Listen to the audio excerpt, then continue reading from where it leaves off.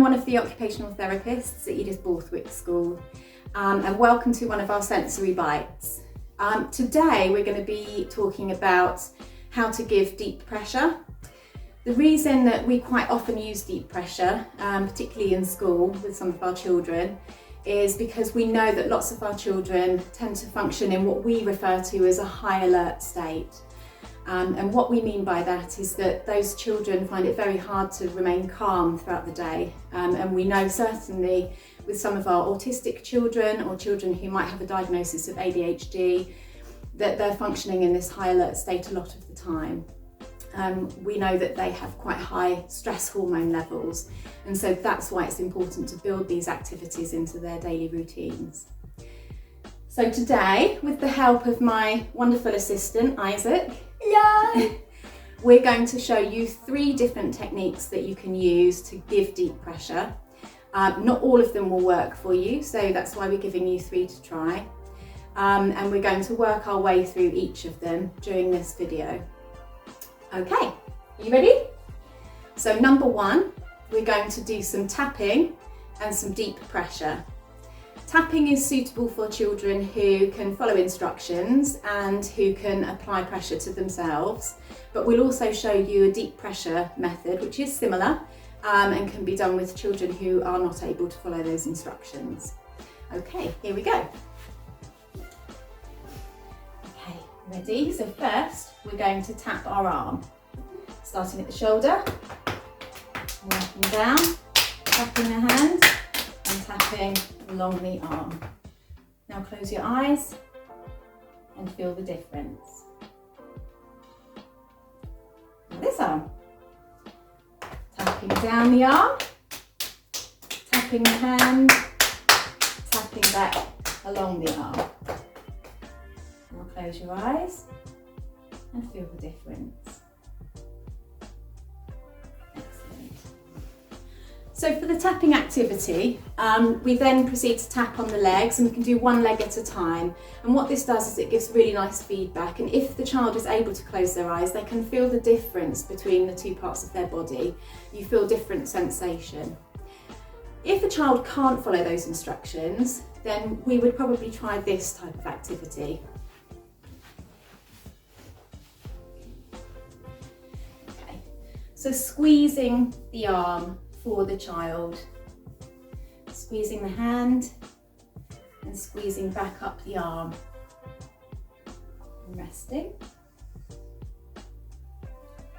and then squeezing the other arm, squeezing the hand, squeezing the arm, and we can squeeze the shoulders, and we can use the child's hands to squeeze down the legs.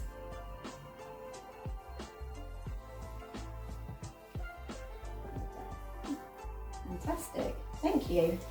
You're welcome. So those are 2 different ways that we can give either proprioception, which is a form of deep pressure, through tapping, or through deep pressure, through squeezing. Next, number 2, we're going to show you how to use a peanut ball to give deep pressure to the whole body.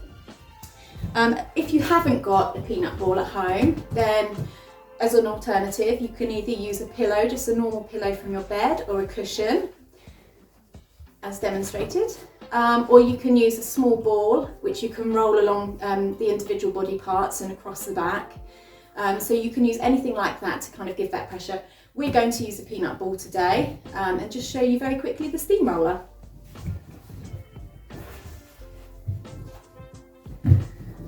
Are you ready? Yes, I'm ready. Excellent. It's important to check in with the child when you're giving the pressure to make sure that it's okay for them. Some children like a lot of pressure. Are you ready? Yeah. Let's go.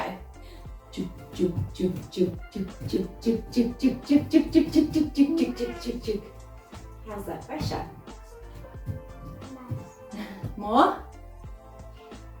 Let's go.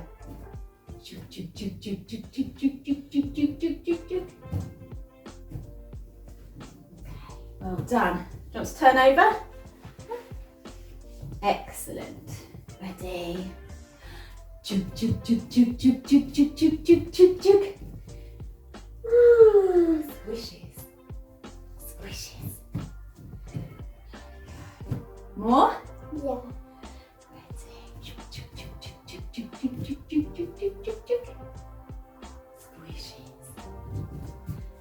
Excellent, well done.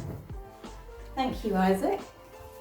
So that very simply is how to use the steamroller to give deep pressure to a child. Deep pressure ideally is something that should be kind of given throughout the day. So we don't want to wait until a child looks as if they need it or they're becoming over alert or stressed out. What we want to do is give it periodically throughout the day so that we can prevent those kind of arousal levels from rising. Okay, so our strategy number 3, we're going to do our adapted version for home of a squeeze box. So in school sometimes we recommend using a squeeze box because it's a really nice way to give pressure to a child who doesn't necessarily like direct contact. For our squeeze box, we're actually making it a squeeze bag. As you can see, we're using a sleeping bag, which lots of people have at home. You can use a quilt cover, a duvet cover, or if you have one, you can use a body sock or a sensory sock for the same purpose. As you can see, Isaac's getting himself nice and cosily into his squeeze bag here, and I'm just going to bring him round some things that he can use to stuff it. Okay. Ready? Yeah.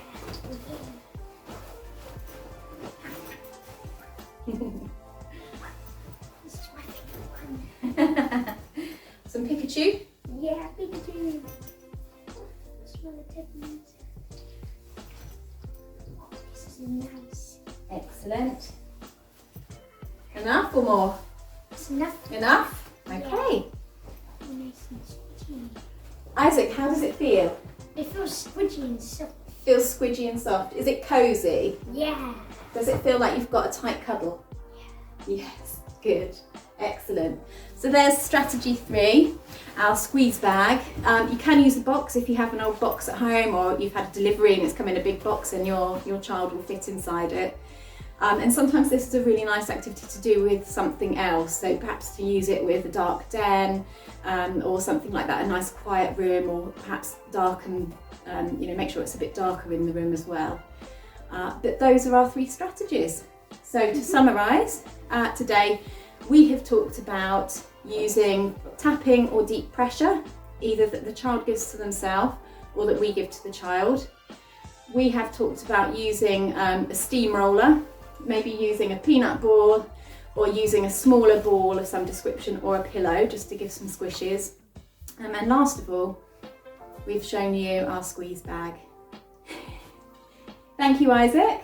You're welcome. And we hope that you found this video useful. Bye!